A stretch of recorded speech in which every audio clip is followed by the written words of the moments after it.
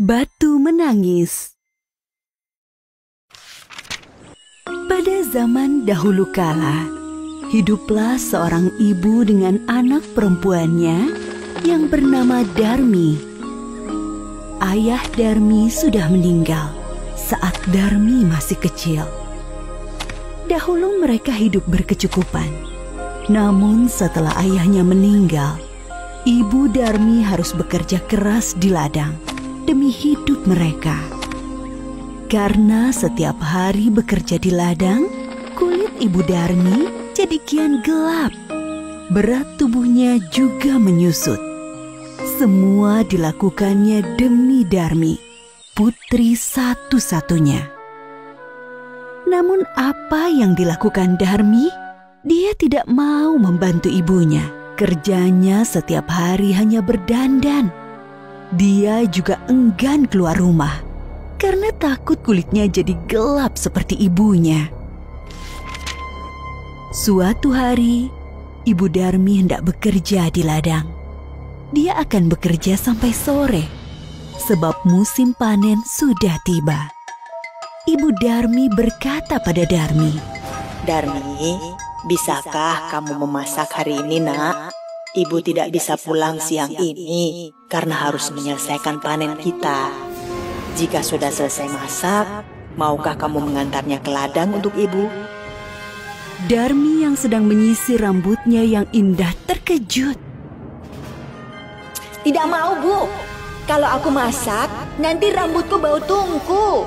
Aku kan habis keramas. Lalu, kalau aku mengantar makanan ke ladang, kulitku jadi hitam. Aku kan habis luluran." Ibu Darmi hanya menggeleng-gelengkan kepala sedih. Di ladang, Ibu Darmi bekerja dengan keras. Dia mengumpulkan hasil panen.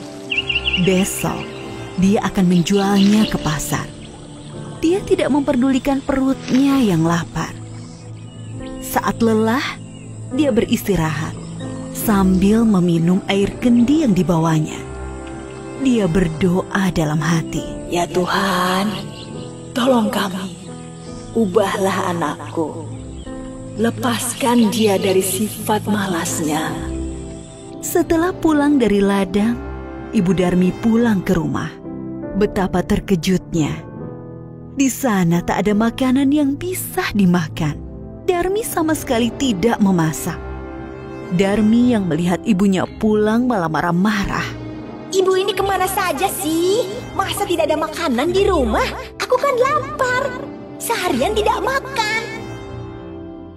"Darmi, tadi ibu kan sudah menyuruhmu untuk memasak." "Aku tidak mau, Bu." Darmi meninggalkan ibunya yang kelaparan dan juga lelah. Keesokan harinya, Ibu Darmi sudah bersiap dengan hasil panennya. Dia akan pergi ke pasar. "Darmi, ikutlah ibu ke pasar, Nak. Ibu membutuhkanmu untuk membawa hasil ladang kita." "Nggak mau, Bu. Nanti kulitku kotor. Apalagi pasar kan becek. Aduh, aku nggak bisa membayangkan kulitku yang bersih ikutan kotor." Akhirnya, ibunya ke pasar sendiri dengan membawa hasil ladang itu. Sorenya, Ibu Darmi membawa uang hasil panen. Tidak terlalu banyak, hanya cukup untuk membeli benih dan makan beberapa hari. Darmi yang melihat ibunya sedang menghitung uang, segera mendekati ibunya. "Bu, bedakku habis. Tolong belikan dong, Bu." "Ya, besok ibu belikan. Tapi kamu harus ikut supaya ibu tidak salah beli." Akhirnya Darmi dengan terpaksa ikut ibunya pergi ke pasar. Tapi Darmi berbisik kepada ibunya. "Bu, nanti kita jalannya jangan berdampingan. Ibu di belakangku saja." "Kenapa, Darmi?" "Pokoknya ibu jalan di belakangku." Darmi sebenarnya malu berjalan bersama ibunya yang berkulit gelap dan wajah yang tak terawat. Tiba-tiba, di tengah jalan, ada seorang teman Darmi yang menghampiri dan bertanya, Hai Darmi, kamu mau kemana? Aku mau ke pasar.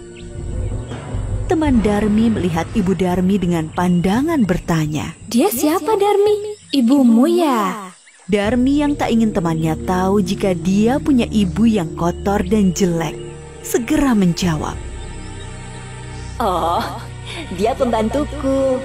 Tentu saja bukan ibuku. Ih, amit-amit deh. Betapa sedih saat Ibu Darmi mendengarnya. Namun hanya ditahan dalam hati. Mereka melanjutkan perjalanan. Darmi bertemu dengan temannya yang lain. Darmi, kau mau kemana? Aku mau ke pasar. Ngomong-ngomong, siapa yang ada di belakangmu? Apa dia ibumu? Bukan, dia bukan ibuku. Dia pembantuku. Sungguh hati Ibu Darmi semakin sedih. Begitu tega anaknya mengakui dirinya sebagai pembantu. Namun sekuat tenaga dia berusaha menahannya. Sampailah Darmi dan ibunya di pintu pasar. Saat mereka akan memasuki pasar, lagi-lagi Darmi bertemu temannya yang lain. Darmi, tumben kamu pergi ke pasar. Siapa yang berjalan di belakangmu? Itu pembantuku. Ibu Darmi tak kuasa menahan air matanya. Dia sudah tak tahan lagi. Maka dia pun berdoa dalam hati. Ya Tuhan, hamba sudah tidak kuat lagi dengan sikap anak hamba. Tolong kiranya Tuhan menghukumnya agar dia menjadi jerah. Setelah Ibu Darmi selesai berdoa, tiba-tiba Darmi menjerit. Ibu! Ada apa dengan kakiku? Kenapa tidak bisa digerakkan lagi? Sedikit demi sedikit Darmi menjadi batu. Ibu Darmi menangis pilu. Maafkan aku, Nak.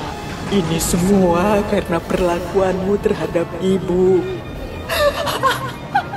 Ampun, Bu. Ampun. Darmi tidak akan mengulanginya lagi.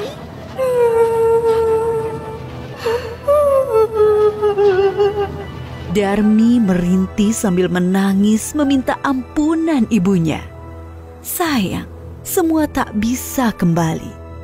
Darmi tetap menjadi batu.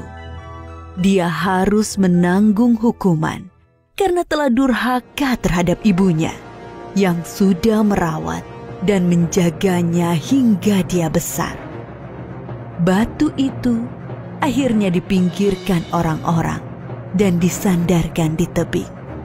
Hingga sekarang, batu itu masih ada di Kalimantan Barat dan dinamakan Batu Menangis.